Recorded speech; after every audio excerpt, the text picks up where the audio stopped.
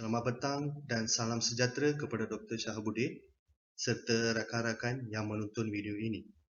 Hari ini kami akan membentangkan tugasan berkumpulan kami mengenai penilaian harta tanah as ke atas stesen minyak.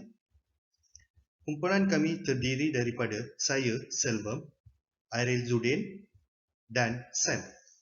Seterusnya, saya akan mulakan dengan pengenalan tentang stesen minyak. Pengenalan tempat as menjual bahan api.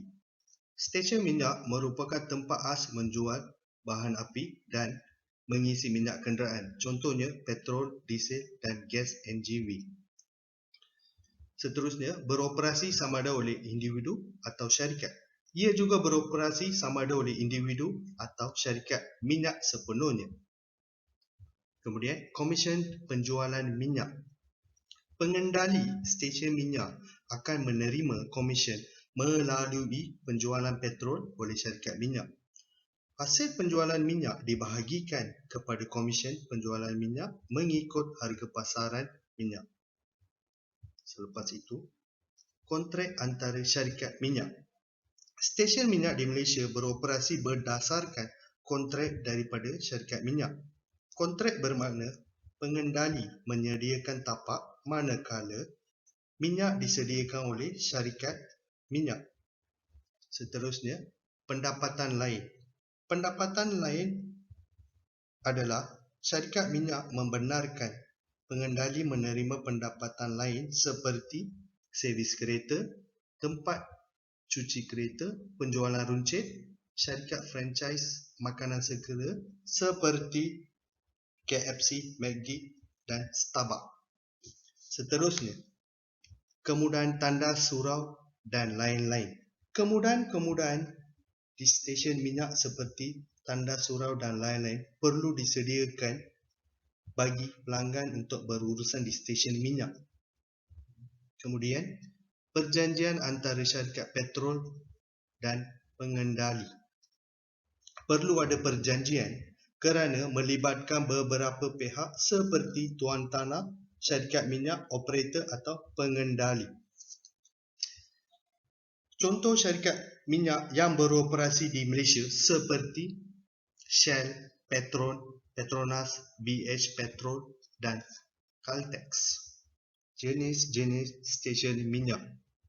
Jenis-jenis stesen minyak yang utama terdapat di semenanjung Malaysia adalah seperti Caltex, Petronas, Shell, Petron, BH Petrol. Sebenarnya banyak lagi stesen minyak yang terdapat di Malaysia seperti Burak Oil, Sabah Oil dan banyak lagi. Tetapi terdapat di kawasan-kawasan tertentu sahaja di negeri Sabah, Sarawak dan Langkawi. Seterusnya, komponen stesen minyak.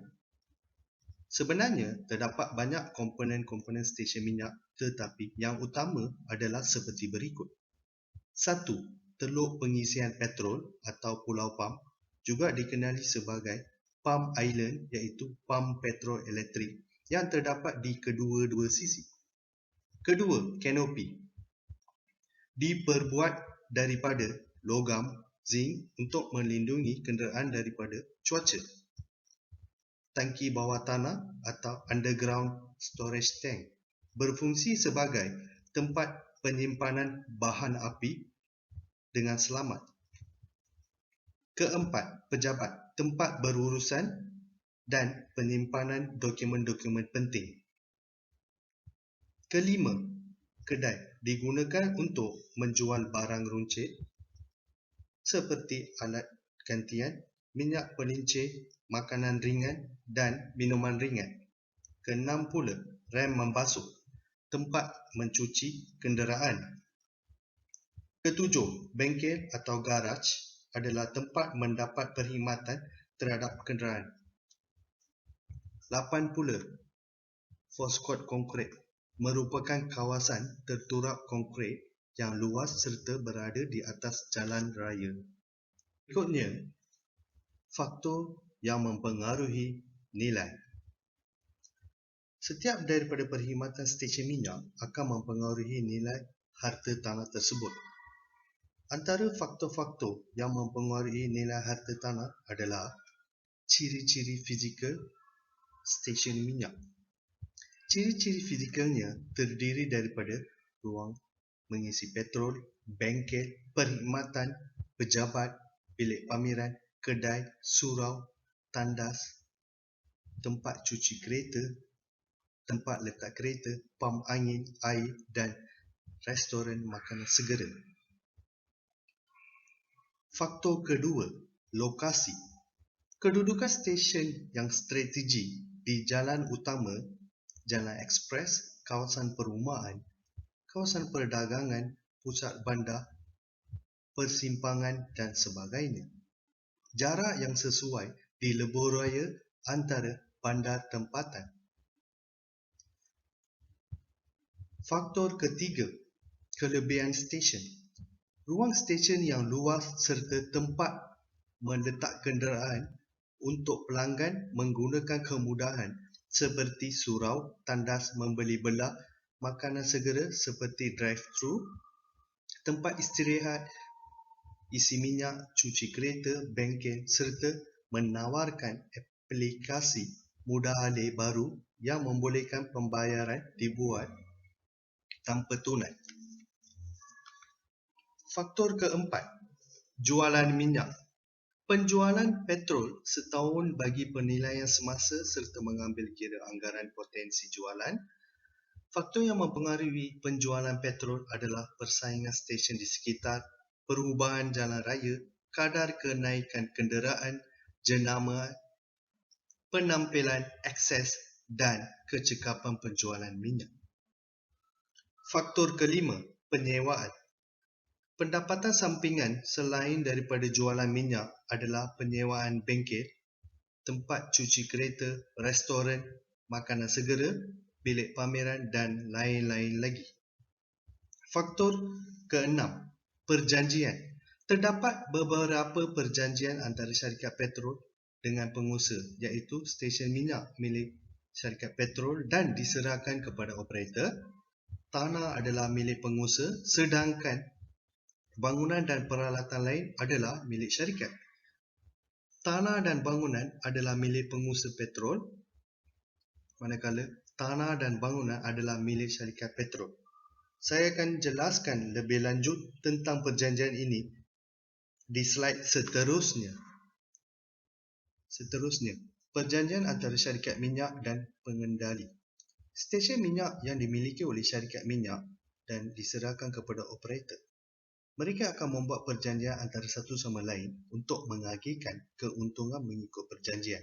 Kedua, tanah adalah milik pengusaha sedangkan bangunan dan peralatan lain dibina oleh syarikat minyak. Tanah dimiliki oleh pengendali tetapi kelengkapan dimiliki oleh syarikat minyak. Syarikat minyak akan menyewa sebahagian tanah tersebut daripada pengendali.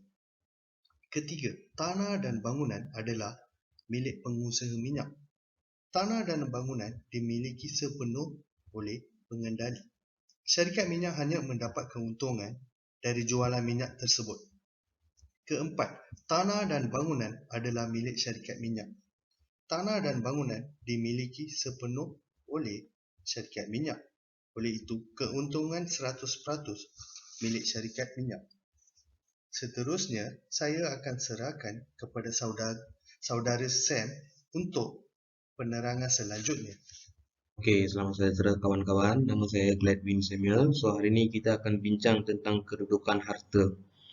So, kalau kita tengok dekat gambar ni, ini adalah subjek properti kita, Petron. So, Petron terletak pada nombor lot PT25941. Kedudukannya ialah di Petron Lebuh Raya MRR2 Kepong.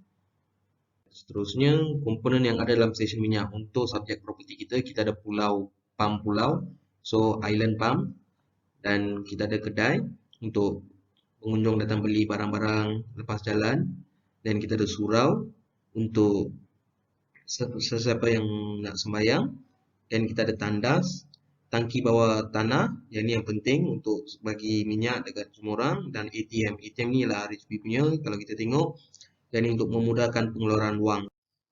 Keduanya ialah pelan lokasi. Lokasi stesen minyak Petron terletak di MRR tu. Kalau kita tengok yang highlighted merah ni ialah tapak lokasi kita. Okey, manakala untuk pelan bangunan, kalau kita tengok kita ada berapa? 6, 7, 8. 8 island. Yang ini biasa untuk diesel, untuk bas atau lori. Yang ini biasanya 6 ni biasanya digunakan untuk pam minyak ke motor. Manakala kita ada 7 tangki pam bawah tanah.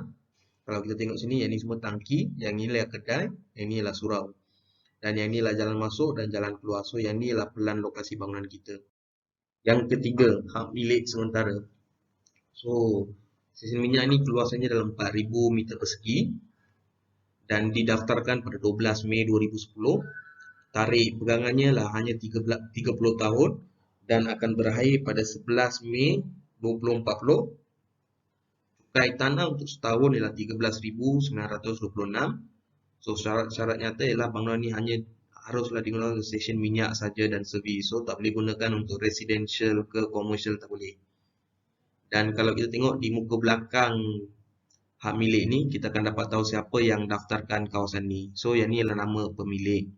Manakala untuk borang B2, kita dapat tengok tempat lokasi stesen minyak. Stesen minyak kita terletak pada PT 25941. Yang ni adalah lokasi dia. Yang keempat, penjualan minyak. So, kalau kita tengok kolom table nombor 1 ni, kita dapat tengok RON 100 dijual pada RM3.08 seliter. Sale sehari ialah 3,000 liter, manakala untuk sebulan ialah 91,000. RON 95 pula dijual pada RM2.20. Satu hari, sales ialah 48,000. Manakala sales untuk sebulan ialah 144,000. Euro 5 pula dijual pada RM2.28 satu liter. Sales dijual pada 8,000 sehari. Untuk sebulan ialah 244,000. Diesel pula dijual pada kadar RM2.18. Sales sehari ialah 37,000. Monthly sales ialah 112,000. Yang ni ialah kapasiti tangki. Kalau kita tengok tangki nombor 1 hingga tangki nombor 5, volume dia ialah 27,000 setiap tangki. Dan kita tengok tangki nombor 1 untuk RON 100, tangki nombor 2 untuk RON 95, tangki nombor 3 untuk RON 95, tangki nombor 4 untuk diesel, tangki nombor 5 untuk Euro 5 diesel, tangki nombor 6 18,000 kapasiti untuk RON 95, tangki nombor 7 18,000 kapasiti untuk RON 100. Okey, yang ni ialah color code pump. RON 100 warna dia merah. So, kalau kita tengok dekat pump, kita warna merah dia. Yang ni kita ada 12 biji nozzle. RON 95 pula warna dia warna kuning. Kita ada 12 biji nozzle. Euro 5 ialah diesel punya yang kadar emisi CO2 kurang. Yang ni light black. Yang ni kita ada 8. Diesel pula kita beri dengan color code hitam dengan nombor pump 8. So, untuk itu saja bahagian saya, kawan-kawan. Terima kasih.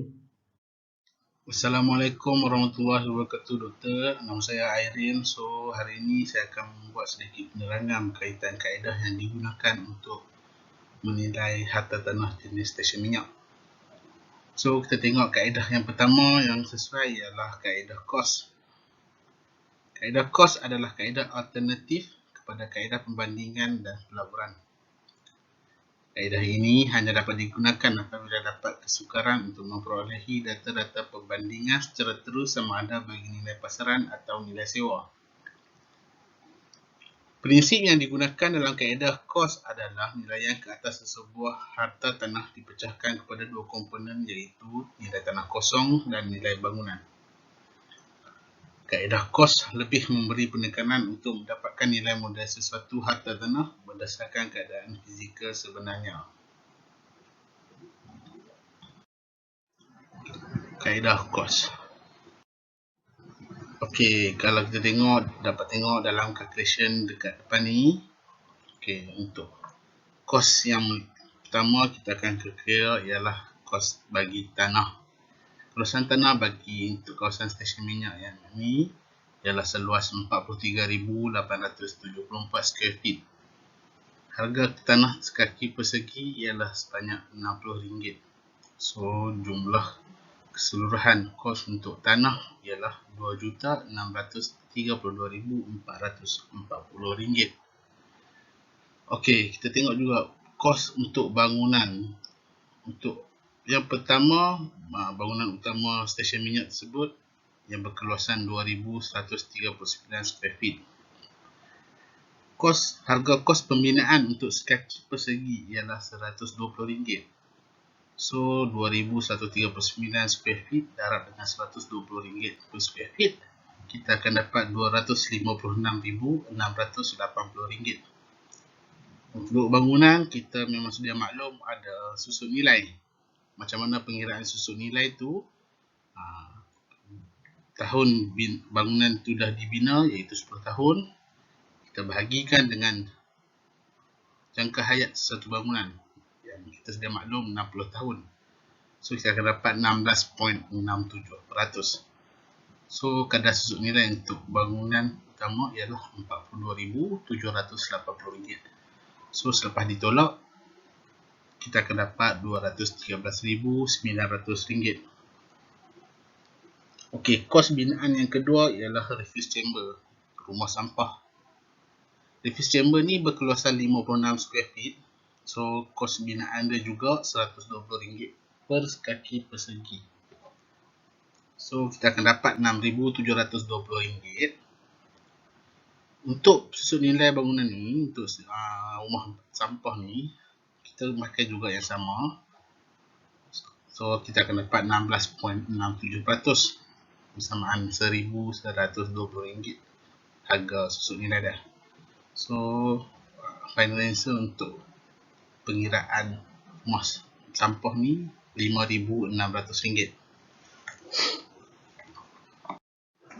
Okey, untuk yang ketiga, forecourt and canopy. So untuk bangunan berbumbung dekat stesen minyak ni, tempat stesen minyak tu kan, so jumlah luas dia ialah 11,570 square feet. Kos pembinaannya menelan kos RM50 sekaki persegi. Maknanya 11,570 square feet darab dengan RM50 per square feet, kita akan dapat RM578,500. Untuk canopy ni juga, dia punya depreciation dia sama. So 10 tahun over 60 tahun akan dapat 16.67%. So jumlah depreciation untuk canopy ni RM96,416.67. So selepas ditolak RM578,500, tolak RM96,416.67, kita akan dapat RM482,083.33. Dekat stesen minyak ni juga ada kawasan yang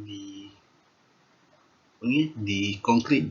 Untuk kawasan yang dikonkrit saja dekat stesen minyak ni berkeluasan 13,783.98 square feet. Kos binaan dia RM10 per square feet. So kita akan dapat RM137,839.80. So untuk tarmac ni untuk kawasan bertar, kita berkeluasan 8,118 square feet. Kos binaan, kos untuk tar tu sendiri RM7 sekaki persegi.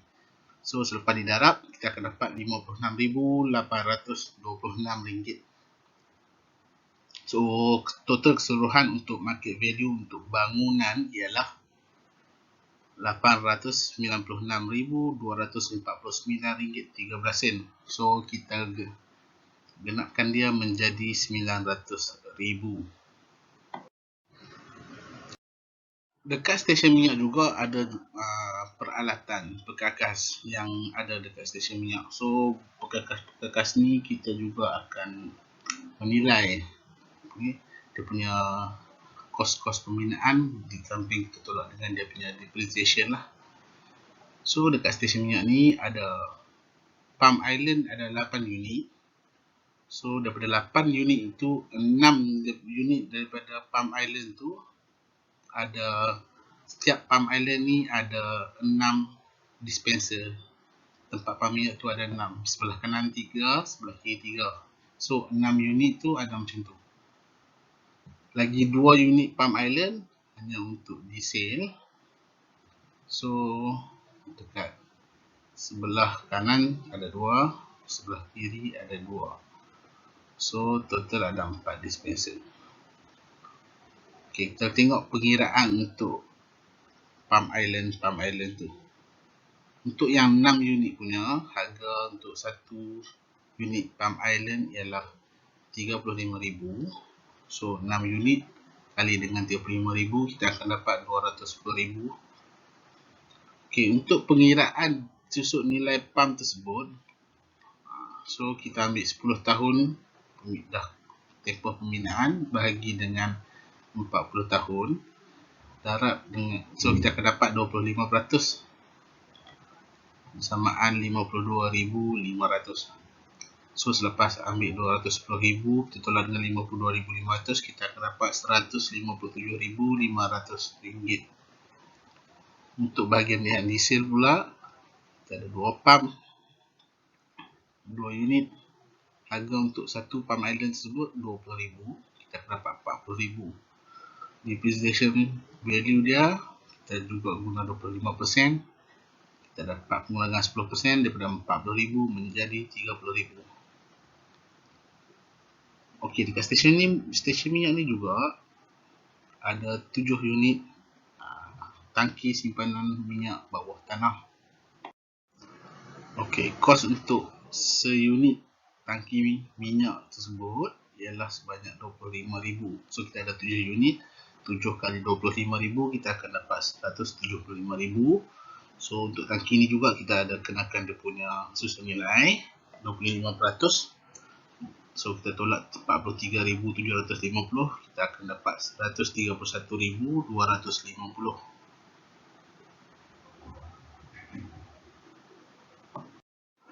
Okay, selepas ditolak kita akan dapat 131,250 ringgit. Okay, selain itu juga ada beberapa equipment luaran lain seperti poster board, kita ada pompa lighting, kita ada papan tanda jalan kan, kita ada signage footing. So semua peralatan tu kalau doktor tengok dekat slide, so untuk poster board footing 1 unit berharga 10,000, pompa lighting ada 4 unit, 1 unit pompa lighting berharga 5,000, so kita akan dapat 20,000. So road signage kita ada 3 unit, satu signage tu berharga RM600, so kita akan dapat 1,800. Dan signage footing kita ada 1 unit berharga 50,000. Signage footing ni yang paling besar tu lah, yang selalu kita tengok ada lambang Petron, kita ada lambang Shell, ada Petronas. So kos pembinaan dia tu sekali dengan pendawaian untuk signage footing tersebut berharga RM50,000. So untuk peralatan ni juga kita ada pengiraan untuk susun nilai. So 25%, kita akan dapat RM20,450 untuk pengurangan susun nilai. So kita akan dapat untuk external equipment ni, harga dia kita akan dapat RM61,350. Selain itu juga kita ada beberapa peralatan electrical. So harganya adalah seperti di atas. Kabel dan conduit kita ada satu unit tu untuk keseluruhan, maksud saya 40,000 kosting dia. So kita ada komputer data kabel yang berharga 5,000, point of sale system 5,000, sistem lighting tu untuk kawasan dalam dengan luar dekat kawasan isi minyak, keseluruhan lighting system 40,000, earthing system untuk harga 14,000. So main cable to subboard berharga kos 15,000, USB and subboard 25,000. So lampu jalan dan subboard ada 6 unit, harga RM2,500. So depreciation value yang dikenakan ke atas peralatan elektrik ini sebanyak 25%, dapat RM39,750. So untuk electrical equipment ni selepas ditolak dengan depreciation value, kita akan dapat RM119,250. Okay, untuk pengetahuan doktor, dekat stesen minyak ini juga ada aircon yang digunakan. 1 HP wall mounted ni kita letak dalam bilik pengurus lah. So dalam bilik kecil dia tu, dalam gambar sebelum ni kita tengok, kita pasang 1.0 wall mounted aircon berharga RM2,000 dan 3 HP cassette ada 2 set kita pasang di dalam main building tempat orang beli barang, bayar duit untuk isi minyak. So ada 2 biji kaset unit berharga sebiji 6,000, so dapat 12,000. So aircon ni dah digunakan selama betul lah. So depreciation value untuk peralatan electrical macam aircon ni 15 tahun lah kita value dia. So dapat 66.67%. Lepas ditolak, harga dia tinggal RM4,666.67. Selain itu juga kita ada pemasangan CCTV untuk sekitar kawasan stesen minyak dan kawasan dalam pejabat stesen minyak lah. Ada 24 unit CCTV. So setiap satu kita value dia berharga RM1,500. So kita akan dapat RM36,000. Kita ada juga fuel pumping system yang connect tangki ke pump island. Satu set untuk kawasan stesen minyak tu berharga RM200,000. So untuk peralatan sini juga kita ada depreciation value yang 25%. So selepas ditolak kita akan dapat RM177,000. So untuk market value untuk equipment ini juga selepas kita tambah semua kita akan dapat RM681,016.67. So kita genapkan dia lah, kita harga dia ialah RM680,000. So market value untuk tanah, bangunan dan kerkas equipment kita akan dapat RM4,212,440 dan kita akan genapkan dia jadi RM4,210,000. So itulah nilai untuk kosmetik untuk bangunan stesen minyak ni. Okay, next kita akan buat kaedah yang kedua, iaitu kaedah keuntungan. Kaedah keuntungan ni boleh kita guna untuk menilai stesen minyak. Kaedah keuntungan ni merupakan satu kaedah penilaian yang berdasarkan keuntungan perniagaan yang diperolehi daripada premis perniagaan. Kaedah ini juga berdasarkan anggapan bahawa penilaian ke atas beberapa premis atau harta tanah bergantung kepada keuntungan yang boleh diperolehi daripada penggunaannya. Kaedah ini hanya boleh digunakan apabila kaedah pembandingan dianggap tidak sesuai, terutamanya bagi harta tanah yang dibangunkan bersifat monopoli, iaitu kesukaran untuk mendapatkan data-data pembandingan akibat daripada pasarannya yang terhad. Monopoli yang kita maksudkan ni sama ada secara fakta ataupun perundangan. Okey, kaedah keuntungan. Okey, kita tengok calculation dekat sini. Untuk kaedah keuntungan, kita akan kira dulu average gross revenue per annum untuk jualan minyak untuk setahun. Kita tengok kita ada 4 jenis minyak dekat sini, RON 95, RON 100, diesel Euro 5 dan juga diesel biasa. Kalau doktor tengok dekat sini, kita akan tengok ada pengiraan dua harga yang berbeza. Kalau untuk RON 95 RM2.20 seliter dan RM2.18 seliter. RM2.20 ialah harga jualan dekat customer, RM2.18 ialah harga dia beli daripada supply minyak. So setiap seliter keuntungan kita akan dapat 2 sen untuk RON 95.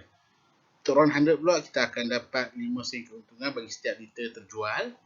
Untuk diesel Euro 5 kita akan dapat 4 sen keuntungan untuk diesel Euro 5. Untuk diesel biasa pula kita akan dapat 3 sen keuntungan bagi setiap liter terjual. So pengiraan doktor dapat tengok dekat hujung sekali. So saya explain harga selepas dah tolak lah. Maknanya harga kita jual dekat customer tolak dengan harga kita beli dekat pembekal minyak. So untuk RON 95 kita akan dapat keuntungan RM344,780.97 untuk setahun. Untuk RON 100 pula keuntungan kita perolehi RM54,984.93. Untuk diesel Euro 5 kita ada keuntungan sebanyak RM117,314.70 dan diesel biasa RM403,569.33. So total keuntungan kasar untuk jualan minyak ni kita akan dapat RM921,649.95. Kita akan tambahkan juga jualan keuntungan untuk barangan dalam kedai lah. So kita dapat 200,000 setahun untuk jualan kasar barangan dalam kedai. So income untuk setahun secara kasar kita akan dapat RM1,121,649.95. Okey, selepas kita dapat dari gross, kita akan buat penolakan lah. So penolakan yang kita akan buat pertama ialah kos operasi tahunan belanjaan dia lah. Yang pertama kita akan buat pemotongan untuk gaji. Gaji ni termasuk KWSP, PSO. Kita ada satu manager, 14 pekerja.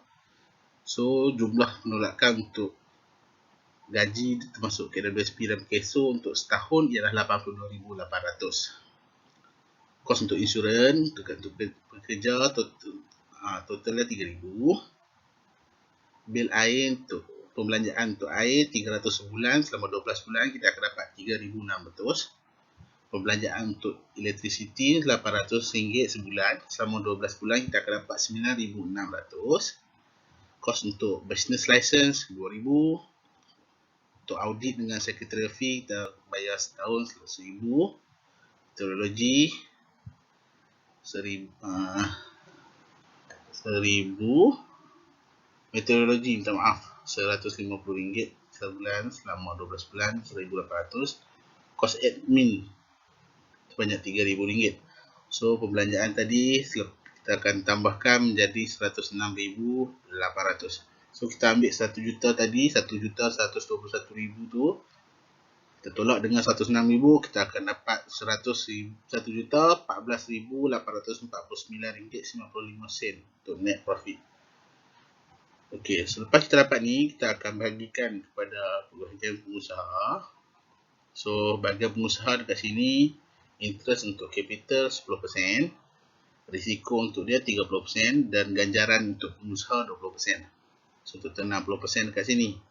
So selepas kita dapat RM1,14,849.95, kita tolak dengan bahagian pengusaha 60%, iaitu sebanyak RM608,909.97. Kita akan dapat RM405,939.98. Iaitu okey, selepas tu juga kita akan buat penolakan untuk property outgoing. Dekat sini property outgoing untuk tahunan, repairs, ada external dengan internal, termasuk equipment, kita ada 20,000 pembelanjaan. Kos untuk fire insurance untuk stesen minyak ni 12,500. Kos bayaran untuk assessment rate yang kita bayar dekat majlis tu setahun 2 kali tu, total dia RM29,680. Quick rent yang kita bayar dekat pejabat tanah tu setahun sekali RM13,962. Dan kos management RM25,000 untuk setahun. So kita tambahkan semua jadi RM101,142. So selepas kita dapat tadi, kita tolak dengan RM100,000 tu kita akan dapat net rental per annum ialah RM304,797.98. So kita darabkan dengan YP Imperk 10%. So kita akan dapat RM347,979.80. So kita genapkan menjadi RM3,050,000. Kesimpulan dia kat sini, faktor lokasi adalah petunjuk utama yang mempengaruhi kenaikan modal stesen minyak. So jenis pemilikan dan pengendali stesen minyak akan mempengaruhi kaedah penilaian. Lokasi berkaitan dengan aliran lalu lintas perjalanan atau dan kesedaran yang mempengaruhi jualan minyak tu. So kaedah kos dan kaedah keuntungan di sini adalah pendekatan yang paling sesuai untuk kita guna untuk value stesen minyak. Okey, setakat itu saja pembintangan untuk kumpulan kami. Sebelum itu saya mohon maaf sekiranya terdapat kekurangan semasa pembintangan tadi. Okey, saya mewakili kumpulan kami, saya mewakili Selvem dan Samuel untuk mengucapkan ribuan terima kasih kepada doktor sepanjang tempoh doktor mengajar kami di dalam kelas. kita minta maaf, kita minta halal agar doktor memberikan kita kemaafan sekiranya ada salah silap sepanjang tempoh kita belajar dekat UTM ni. Okey doktor. Assalamualaikum warahmatullahi wabarakatuh dan salam sejahtera.